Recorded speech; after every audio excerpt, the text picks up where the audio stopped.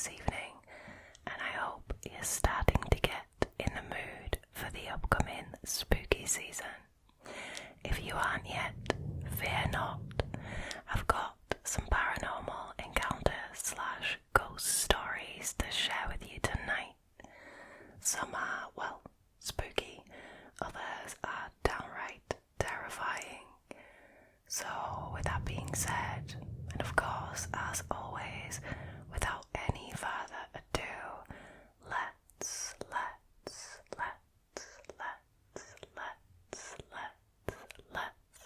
jump straight into the first story, shall we? Alrighty, let's get started with the terrifying.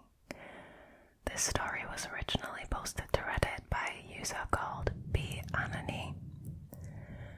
Their story is called Seeing Ghosts of People Who Were Autopsied.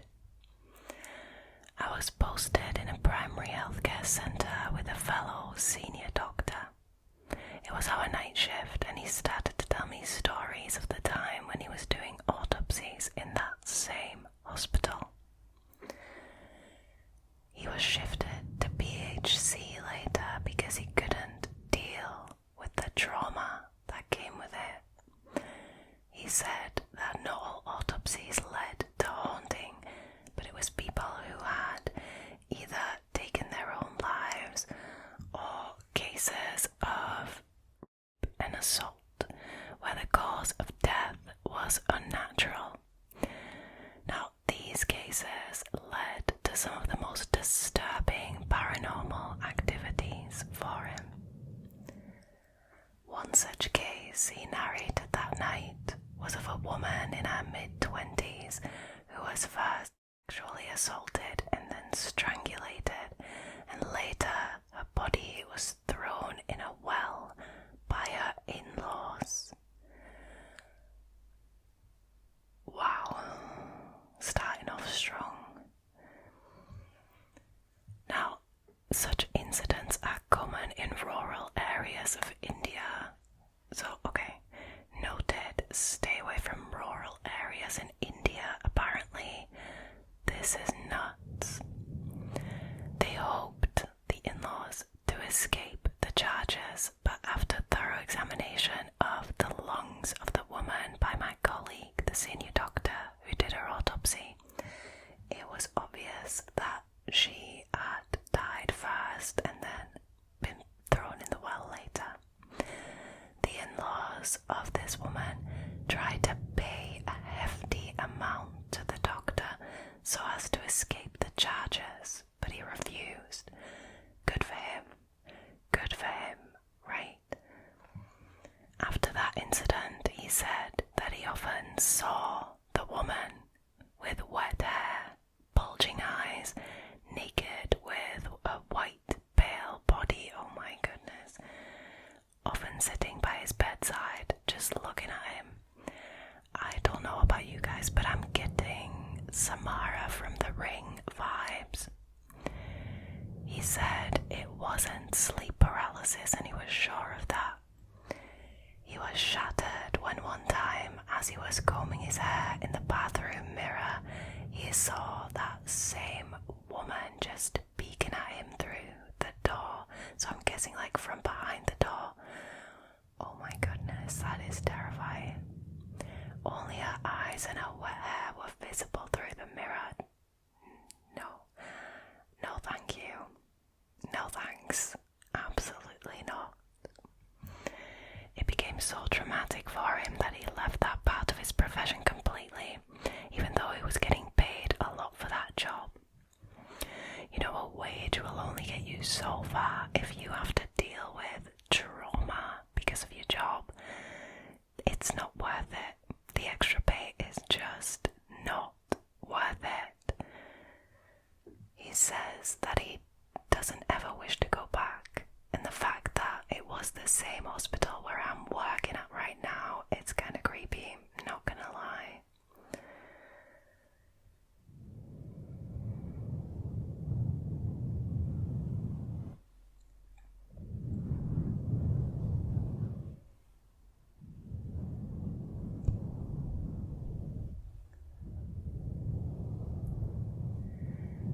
honestly, I hope that this girl is not just like haunting the doctor who did the autopsy, but also whoever it was that took her life and her backstabbing in-laws who threw her in a literal well. Excuse me. I hope she's haunting those too. Blimey, this absolutely terrifying to think about.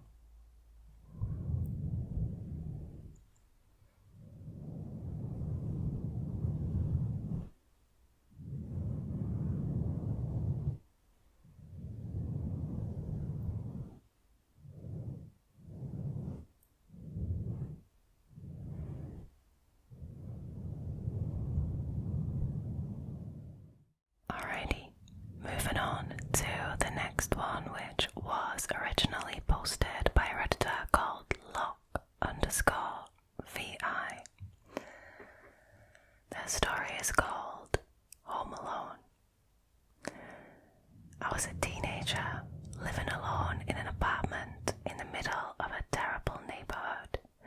I tried to be home by nightfall and stay home at night. I wasn't defenseless or dumb. I had been homeless before managing to get this apartment as a teenager. That is awful. I am so sorry. So I knew how to take care of myself. Still, being basically a kid, it was scary as hell for me at times, I can imagine. One night I was up late playing Zelda, just kind of hanging out, when someone started banging on my door. It was after midnight and all of my lights were off. No one really knew that I lived there. I peeked out the windows, which overlooked my front door, the courtyard for the apartment building, and every single other front door. Every apartment was dark and there was no one in front of my door. And yet, bang, bang, more knocks, followed by a friendly male voice saying, "Hey, can you let me in? I just want to hang out." Oh, absolutely not. Nuh-uh. No. At this point, I was scared AF. Yeah, I don't blame you. It took me a minute to build up the courage, but I peeked through the curtains again, this time being careful to look down near the bottom of the door in case someone was kneeling or even laying down. But there was absolutely no one there, and yet the knocks continued all night. Usually he would sound friendly and ask me random things like, "Do you have kids? I have toys they can play with, and I have some food here if you're hungry." A few times the tone got a bit more sinister, saying things like, "I know you're in there, and I don't know why you're making this so hard. I'm your friend." I didn't have a phone on me, and I didn't have anyone I would call anyway, except the cops, who I at the time deeply mistrusted. I could have snuck out the back window and made a run for it, but because it was such a bad neighborhood and it was the middle of the night, it seemed like an even more dangerous option. And lastly, the man never actually tried to break in. All I could do was sit there all night, listening to him talk and bang on the door, hoping he would go away. I continued to peek out my front window and other windows in the apartment, but I never saw anyone. He eventually did go away as the sun began to rise, probably around 5 a.m. I spent several months in that apartment. He never came back, but I never found out who or what he was.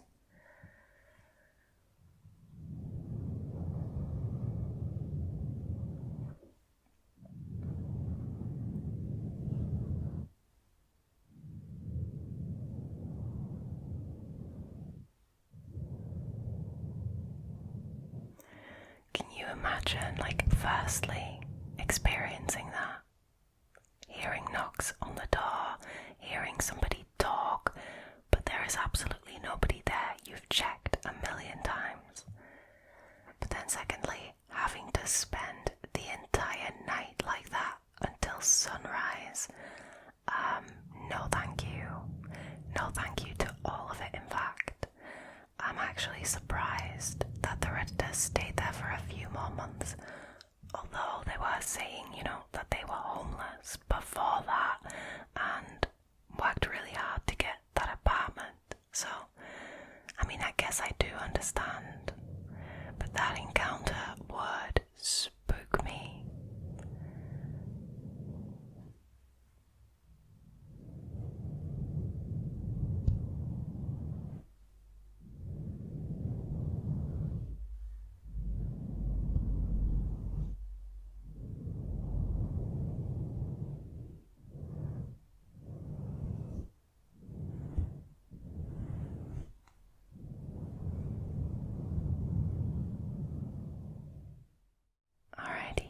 The next one was originally posted by Medical-Inevitable99.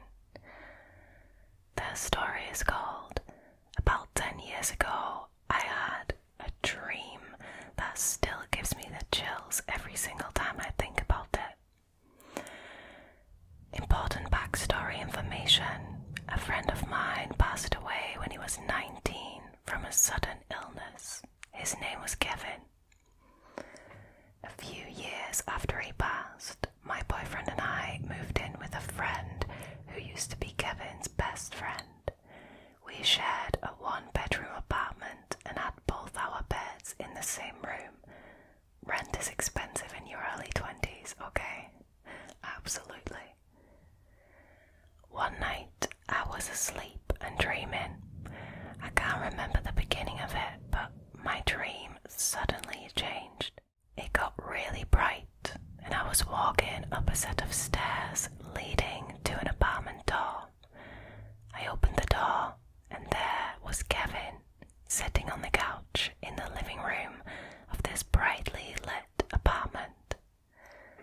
I said hi to him and sat down on the other couch facing him. He said hi back, smiling. I started asking him how he was and saying that we all miss him. He said he was great and that he missed us too, that he's keeping an eye on us from where he is. Anytime I asked him about where he was, he would say that he can't talk about it or else he would have to leave. I said we don't have to talk about it, and he replied that we shouldn't be sad about his sudden passing and told us to live our lives and be happy, love one another, things like that. So a really good, happy dream. Now after a couple of minutes, I suddenly woke up. It's the middle of the night. I looked around the room. My boyfriend was snoring away and my roommate was asleep in his bed. I tried to go back to sleep but couldn't shake the feeling that Kevin was somehow still in the room, as if something or someone was watching me. The dream just felt different, way too real.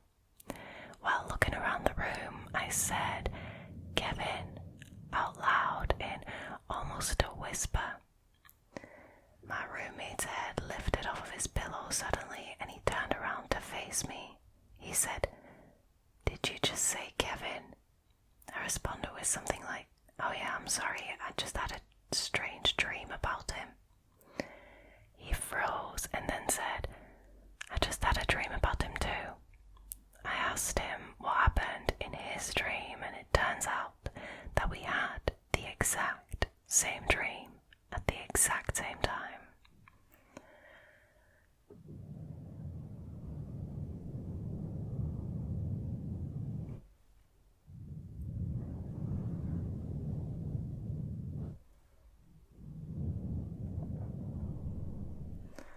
This is actually a really wholesome story, right? Because clearly Kevin was trying to pass on a message. It is insane to me that they both had the same dream at the the same time. Like, I mean, that can't be a coincidence. So yeah, like I said, this is actually a really wholesome story, but then again kind of spooky that they both had the exact same dream at the exact same time.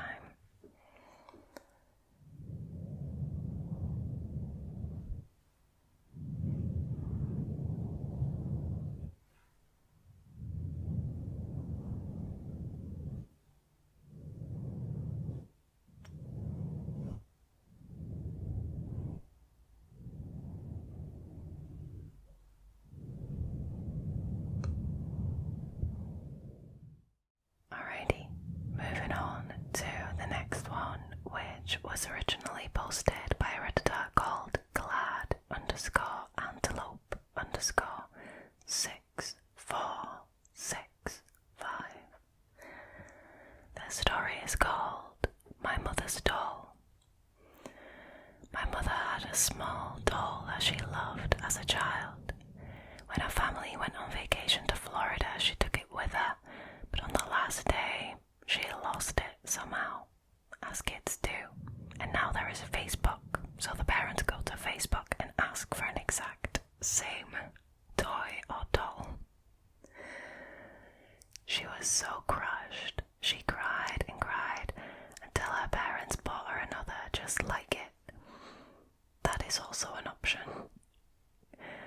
And she has kept that new doll to this day on display with some other figurines on a shelf in the library.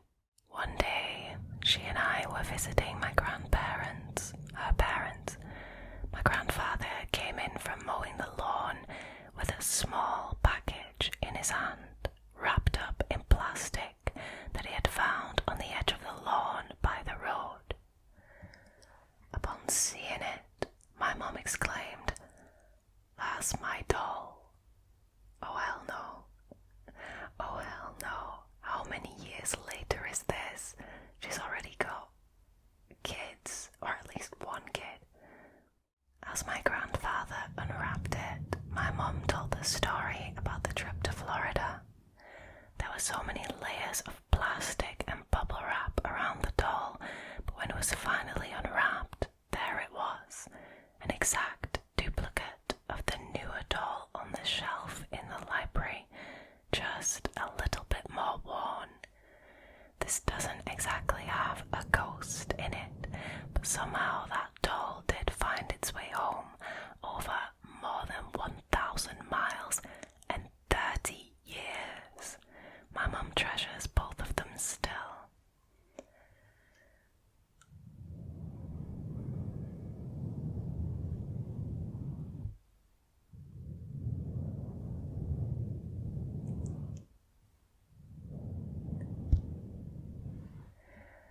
Honestly, well, firstly, dolls, creepy, or they are often creepy, so I mean, I'm kind of hesitant, I'm staying away from them, right?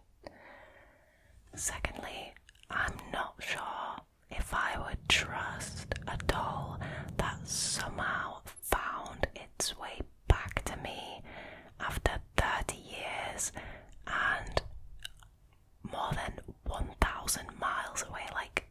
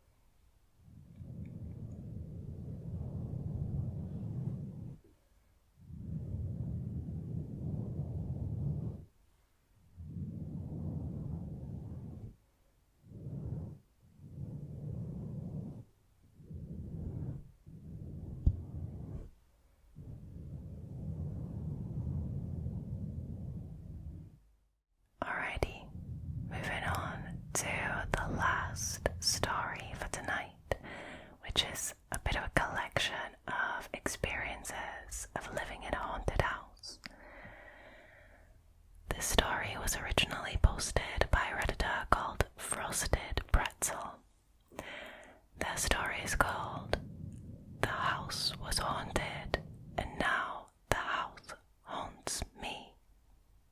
Okay. Now my mom has mental health issues and she copes by moving a lot.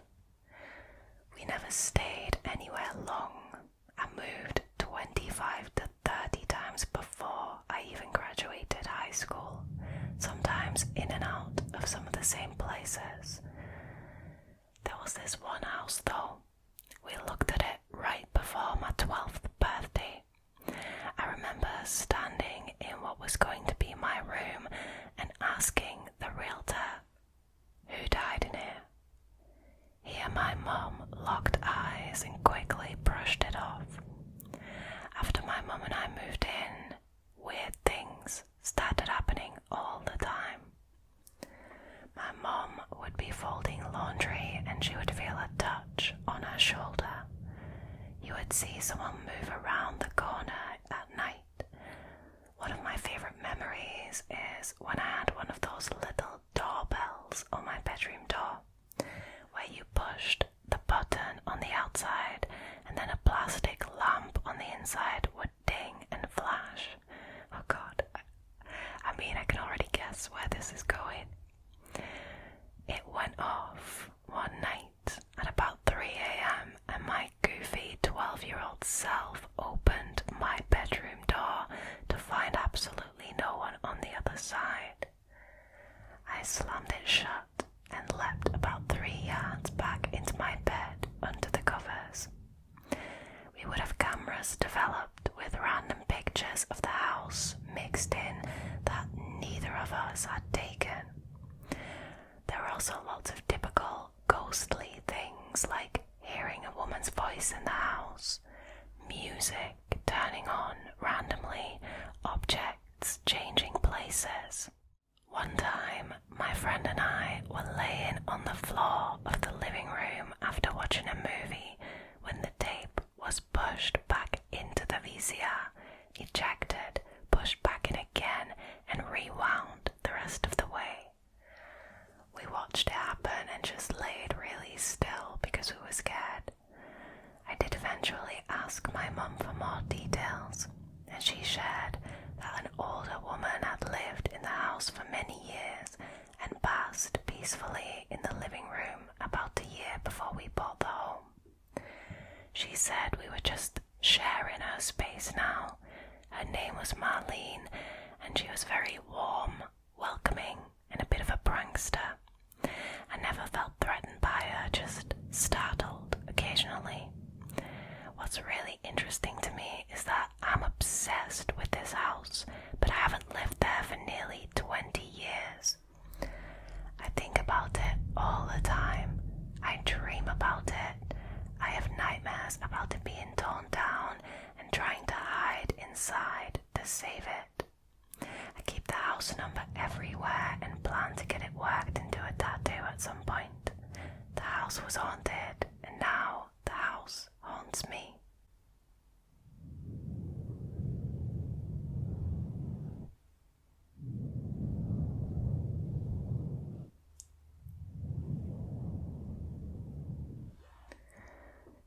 Isn't it strange that the Redditor feels so drawn to a house where they had so many paranormal experiences that kind of spooked them? Because let's be honest, from this story it's clear that as a 12-year-old these experiences spooked them. They also shared in the comments that they look a few times each year to see if the house is on the market because they plan on buying it, because the house is literally haunting them.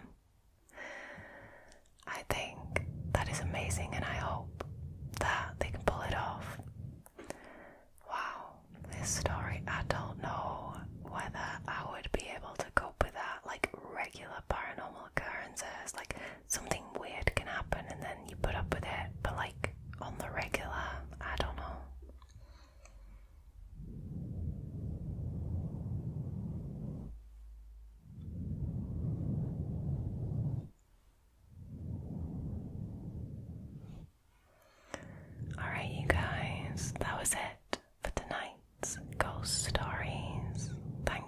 so much for choosing to hang out with me again tonight.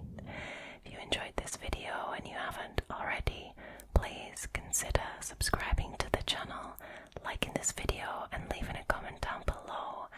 It really helps. And I also just like reading